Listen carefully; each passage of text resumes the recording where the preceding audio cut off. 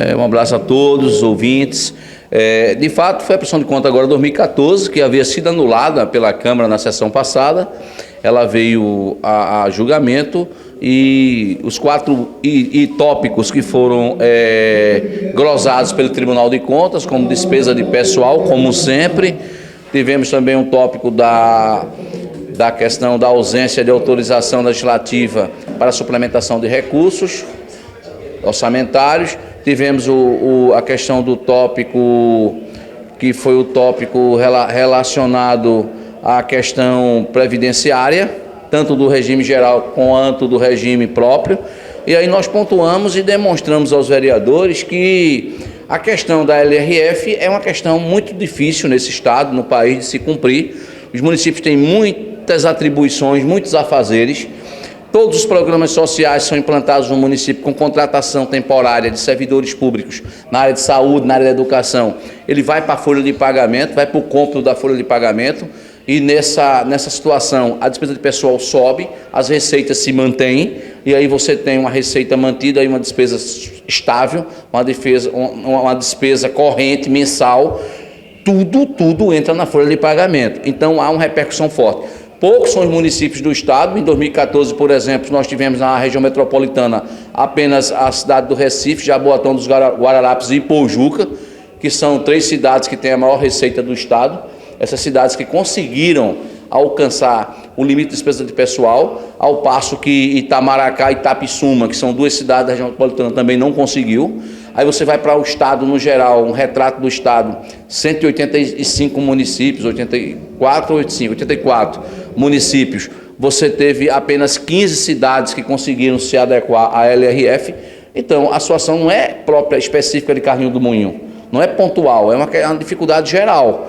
Então, a dificuldade, mas você disse, mas a legislação fiscal foi aprovada em 2001, ela existe, tem que ser cumprida, mas a realidade da sua aprovação era outra. Ela foi aprovada em 2001, nós estamos em quê? Em 2023. Então, é uma realidade totalmente diferente. Então, os municípios não conseguem. Com relação à Previdência, o prefeito Carlinhos do Moinho ele fez aporte. Ele, além de mandar a contribuição previdenciária, ele mandava um aporte. E esse aporte tem que ser compensado. O Fundo de Previdência, o Instituto de Previdência, ele tem que ter vida própria. Ele tem que ter lastro financeiro, capacidade financeira própria. O município não pode estar fazendo aporte a todo tempo para que ele possa se manter. E quando o município faz o aporte, ele tem que compensar depois.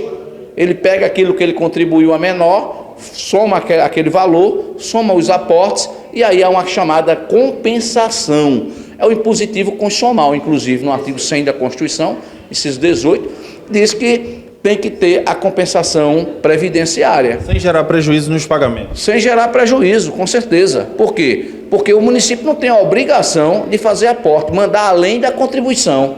Ele não deve nem fazer isso, mas faz para manter o fundo. Então, se ele faz, tem que ter essa compensação para que haja o equilíbrio das contas públicas. E Carlinhos fez aporte. Então, esse ponto também foi enfrentado pelos vereadores e houve esse entendimento de que não era motivo para rejeitar as contas do cidadão. Com relação à abertura de crédito adicional, nós apresentamos 2 leis de 2014 que autorizaram o prefeito Carlinhos do Moinho a suplementar recursos públicos. Lei municipal aprovada pela Câmara, uma de 15 milhões na época. E foi para socorrer as secretarias justamente para o cumprimento da despesa de pessoal. Então também ficou demonstrado. O limite de despesa de pessoal foi alcançado. Na educação, que é 25%, Carlinhos gastou mais de 26% na educação, superou o limite mínimo. Na saúde ele foi para 21%, que é 15%. Ou seja, ele fez a educação e ele fez também saúde no município. Ele implantou o piso nacional, ele deu aumento do salário mínimo nacional. Houve uma questão interessante nessas contas. Houve uma ação promovida por diversos professores com relação à implantação de mais 25% da gratificação do imposto de giz, que era 25% para ir para 50%, e a Justiça julgou diversos processos e a Prefeitura foi obrigada judicialmente a implantar na folha de pagamento mais 25%, e isso onerou a folha de pagamento. E por essa razão, o Tribunal de Contas indicou que a Câmara rejeitasse as contas e a Câmara entendeu que não eram motivos suficientes.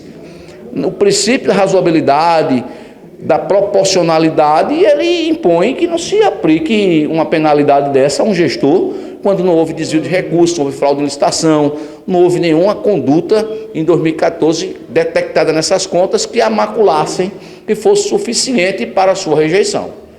Doutor, dentro dessa sua colocação, por sinal muito bem feita na sustentação oral, eu quero me apegar a 2 pontos específicos. O primeiro, existe uma lei de responsabilidade fiscal que pode, já até com essa condição evidente de mudanças importantes nesse contexto da administração pública, não estar mais se adequando a essa realidade, mas é uma lei e que precisa ser cumprida.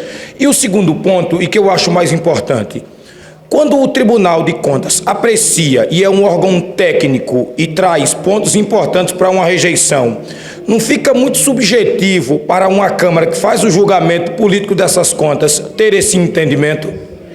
Esse entendimento é um entendimento livre, que decorre da Constituição. É a mesma coisa do Tribunal do Júri. Você tem no Tribunal do Júri a sociedade que julga um crime de homicídio.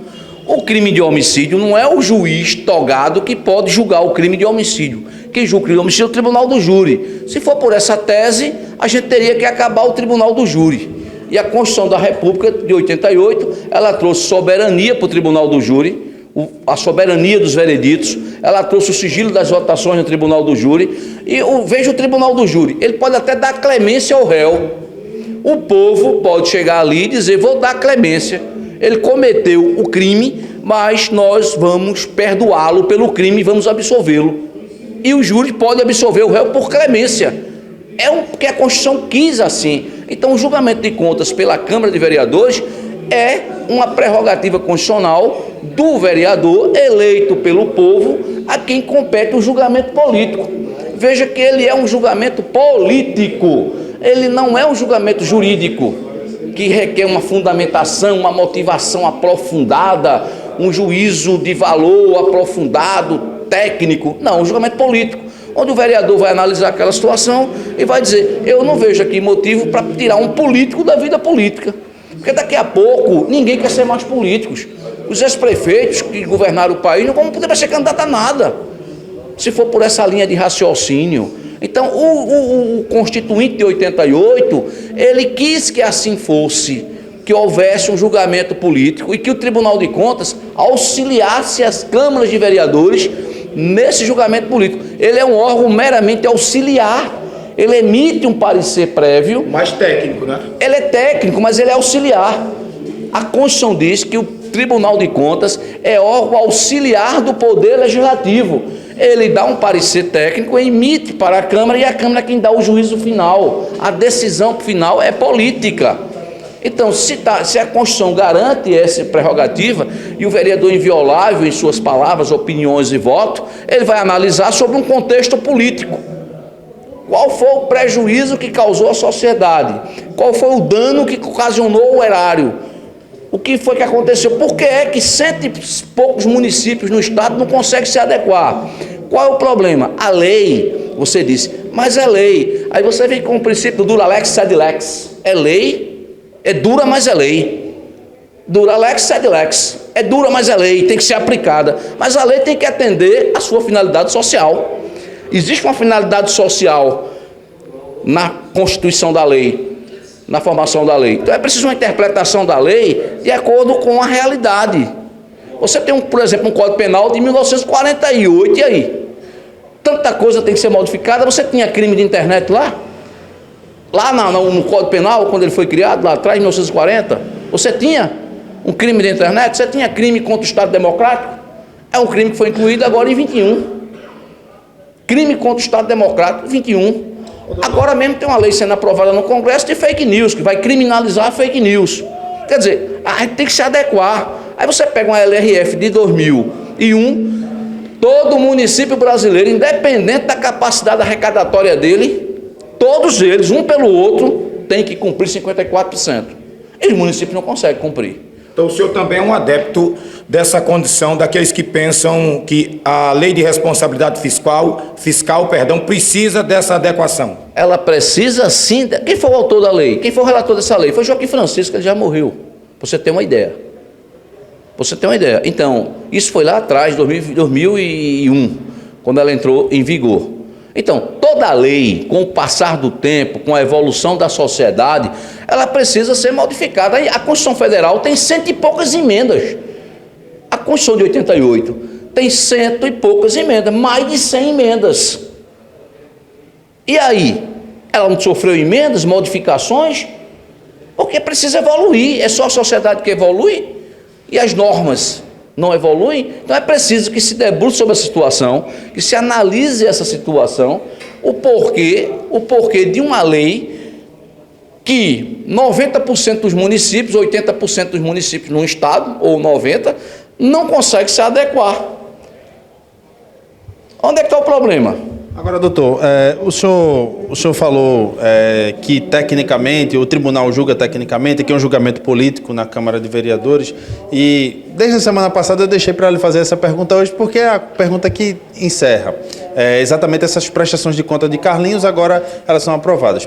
Para ela ser aprovada no tribunal, o senhor era advogado, faltou alguma coisa lá, era impossível de ser aprovada lá mesmo no tribunal, ou haviam erros de fato, mas os erros não suficientes para perda de direitos políticos? Vamos lá. Eu tenho aqui cidades outras com o mesmo problema, onde foi glosado a mesma coisa e eles aprovaram. E como é que fica isso? Como é que fica isso? Outras cidades, Surubim, por exemplo. E citei outras cidades na sessão anterior. Então, aqui ele julga de uma forma, ali ele julga de outra, ao entendimento de outra. Então fica essa situação. Para o vereador julgar uma coisa que ele vê que em outra cidade foi aprovada. Falta critério do tribunal. Falta critério. Tem relator que é mais sensível à situação, tem relator que enxerga que aquilo não é motivo para, dentro de um contexto de uma prestação de contas de milhões e milhões, você rejeitar as contas do cidadão por essa razão.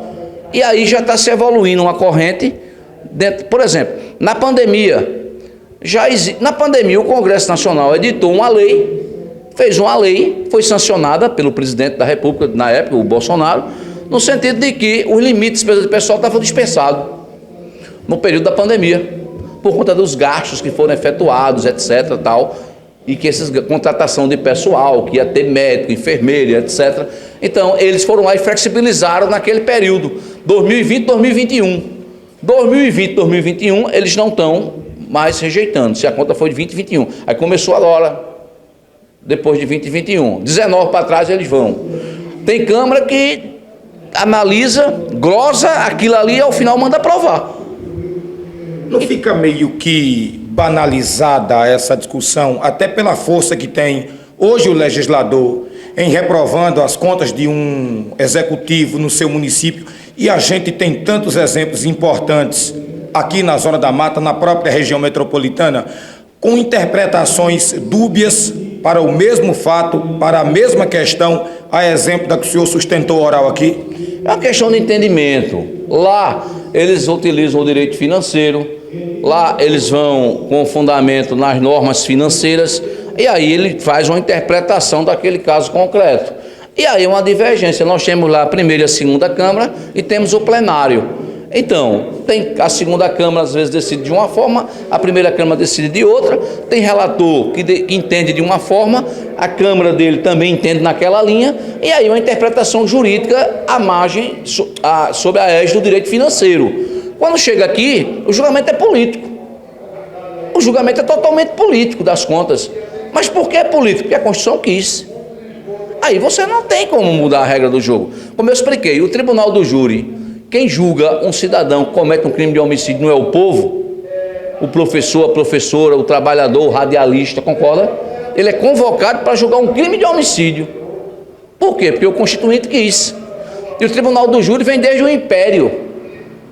O tribunal do júri vem desde o Império. Foi para a República Nova, República Velha, República Nova, foi para a democracia, o regime de militar, e o tribunal do júri sobreviveu a tudo isso. Então você é chamado para julgar o cidadão que comete um homicídio. E você é especialista na área de direito? Você tem noção, fundamentos de direito para julgar um crime de homicídio?